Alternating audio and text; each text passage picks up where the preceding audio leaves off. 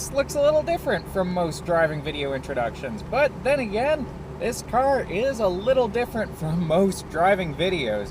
See, this is a 1994 Porsche 968 convertible, and it's a car that is rather personal to me. And with that, I'm driving it in the way that I drive cars that matter to me. I am out well past midnight, enjoying quiet roads around where I grew up, and I'm really in no great hurry to get anywhere. The 968 is really arguably the ultimate incarnation of one of my dearest, and indeed my own first car, the Porsche 944.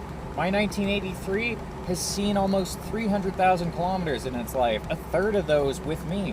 This 968 takes so much of what I love about that car to an even higher level, fitting a mighty 3-liter 4-cylinder engine to one of Porsche's finest platforms of the era.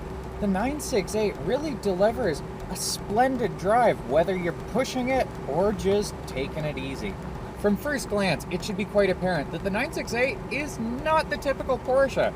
First, obviously, the engine is out front, which is not where they belong, but thanks to a transaxle setup which put the gearbox back there on the rear axle, these cars achieve phenomenal weight distribution, a near perfect 50-50. Powered by an evolving array of really wide-bore, large displacement 4-cylinder engines, 944s made Porsche driving dynamics and enthusiasm accessible to an entry-level price point, and with respectable fuel economy to boot. Though sold at different price points across their lifetime, entry-level transaxle models often stayed within about twice what you would have paid for a respectable everyday sedan, like a Volvo 240 back then. That's obviously not cheap, but remains largely par for the course for this class of car. Better still, however, the Porsche 944's massive sales success and its second child, not a 911, blah blah blah, meant that those prices came down a lot in the years that followed. For a long time, 944s could be had for just a few $1,000s, even in relatively respectable condition. And thanks to the galvanized construction that Porsche switched to back in 1974, they held up really well too. As a result, 944s became a darling of grassroots enthusiast scenes. Club racing, both in Porsche world and on mixed grids, saw huge numbers of 944s stripped and kitted out. And plentiful as they were, nice cars could also be had by young people like me, just to drive daily, everywhere, comfortably, and honestly, surprisingly reliably. The 968 here is a rather different car, however.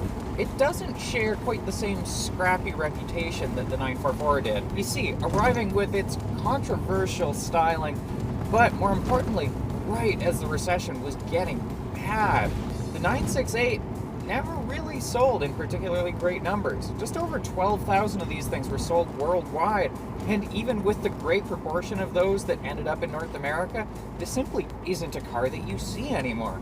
And that's too bad, because it's a rather pleasant driver. And that's because the 968 is really just a continuation of the 944. Although it was differentiated at the time with a new model designation, supposedly because 80% of the parts were new, it really was an effort to bring new life into a platform that had been originally engineered way back in the late 70s. 944s had been on sale for a decade by the time this car hit dealers, and with genuinely negligible changes year over year. A bumper here, a lower valence there. There really weren't many visual changes from the early to the late 944s. What did change, however, was that powertrain. Porsche's M44 engine is an unusual one, and starting out as already a large 2.5-liter 4-cylinder, that thing bored out to 2.7, was equipped with a turbocharger, and then grew even further to a 3-liter 4-cylinder. If you think about it, that is half a 6-liter V8. Those are massive paint cans of pistons.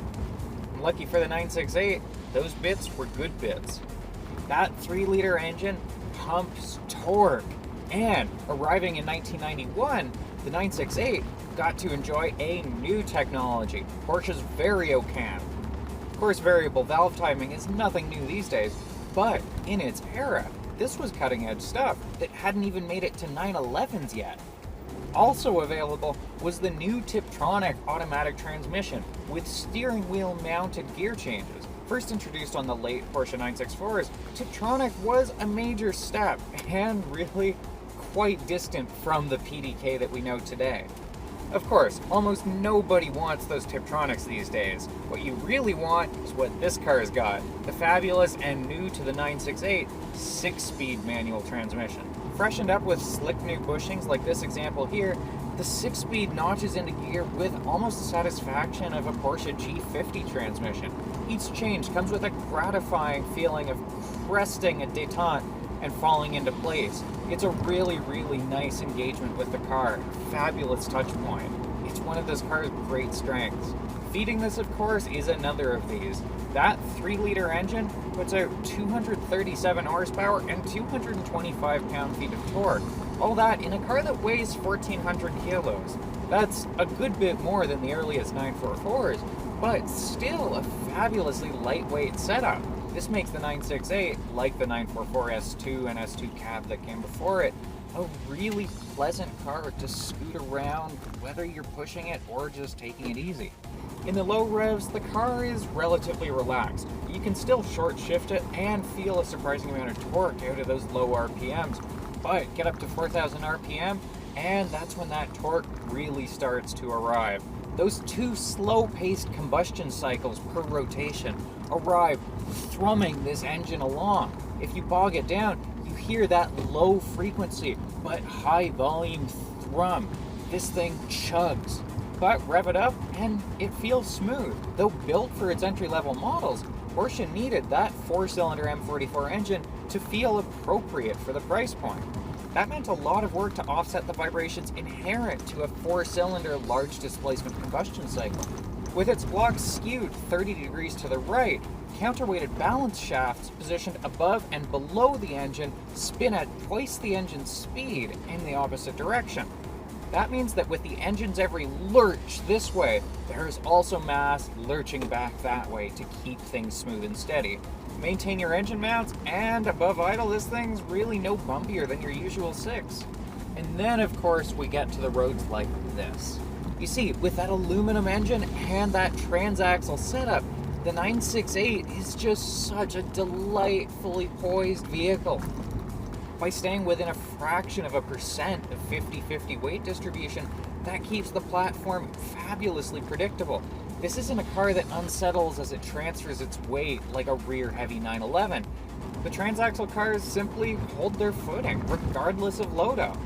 Relatively softly damped for general touring comfort, their wheels stay quite well planted to the asphalt below, and without any unfortunately positioned weight to throw things out of whack when you're heaving it through the corners, it just goes where you point it.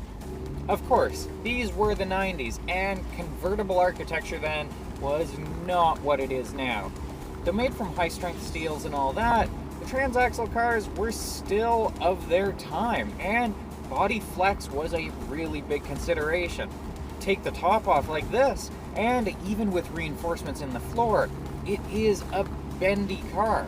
Cut away the B&C pillars and even just removing the latches from that rear hatch on the coupes, and you lose a lot of torsional rigidity. That's even with reinforcements welded into the floor. As a result, whether it's a 944 S2 or a 968 cab, you're certainly not going to experience the seamless coupe to convertible transition that you might be used to from something like a modern Cayman into a Boxster. When you're not at the track, however, it's a compromise worth living with. You see, this 968 cab looks a little ungainly. It's a strange vehicle, and it's not nearly as convenient and usable as the fastback coupe.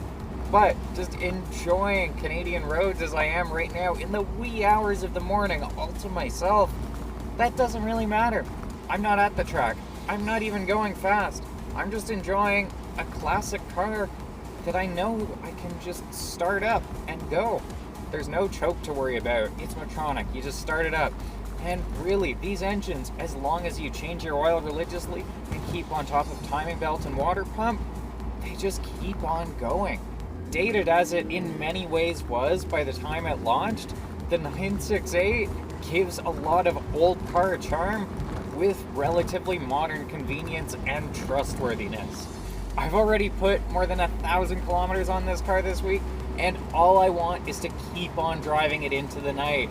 I will be exhausted by the time this car goes back to Porsche, and it will have been so tremendously worth it. Better still, I know that I have what I honestly feel is an even purer iteration from 11 years prior. My little 944 has been a magnificent car, and it really is fortunate that these cars survive in the way that they do. For Driving.ca, I'm El Alder.